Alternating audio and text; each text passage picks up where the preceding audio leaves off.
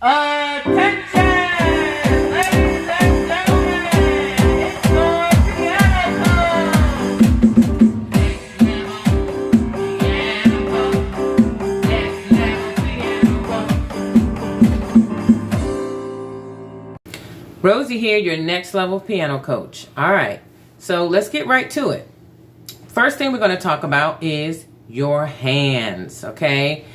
Your fingers are what you're actually going to bring to the piano. So there are labels that are traditionally used so that you know which finger number you're talking about, okay? So any music class you take, you know, whether it's classical, jazz, just if you're traditionally taught, you'll know that finger number 1, doesn't matter if it's left or right hand, is your thumb, okay? So finger number 1 is your thumb. Put your thumbs up.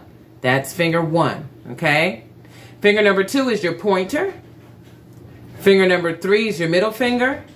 Finger 4 is your ring finger. And finger 5 is your pinky, okay? And it's the same for both hands, okay? So 1, 2, 3, 4, 5. 1, 2, 3, 4, 5, okay? Even if you turn it this way, 1, 2, 3, 4, 5. 1, 2, 3, 4, 5. You got it, okay? Now, just some little tips or something that if you want to use to just maybe memorize finger numbers real quick, you can maybe take a little circular sticker and write a 1, 2, 3, 4, 5 on them and just put the sticker on your nails.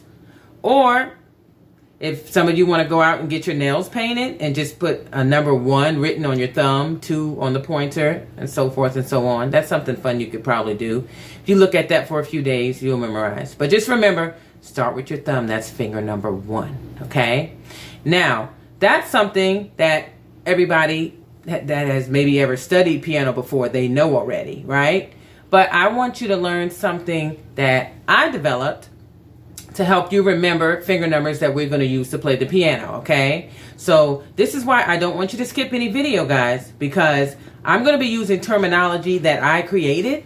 And so when I use that terminology, I want you to know what I'm talking about. So if you skip around and don't watch every video, you're going to miss some of the goodies that I'm giving you, and you might not understand some of the terms that I use to explain things simply, okay?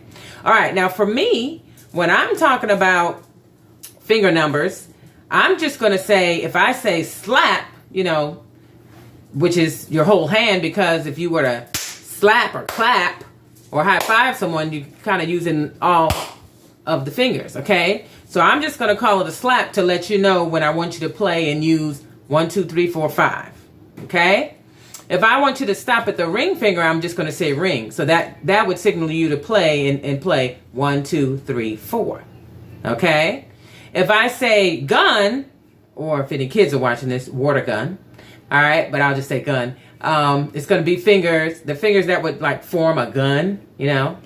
So 1, 2, and 3, you would know to just use those 3 fingers to play, okay? If I want you to just use finger 2 and 3 to play, I'll just say a V, because, you know, if anybody knows the sign for maybe peace or something like that, you just would use number 2 and 3, okay? And the same thing for the other hand. Finger 2 and 3 would give you the peace sign, right? All right. And then the last set would be to form a W. All right. A W would use finger number 2, 3, and 4. So those are codes that I'm going to be using. And so you can quickly recall what fingers to use without trying to have to memorize a long string of what fingers to use. So again, if I say slap, we're talking about all 5. Ring, we're talking about the first 4. Water gun or gun. V, you just make a V. And W, just make a W. All right, let's get it.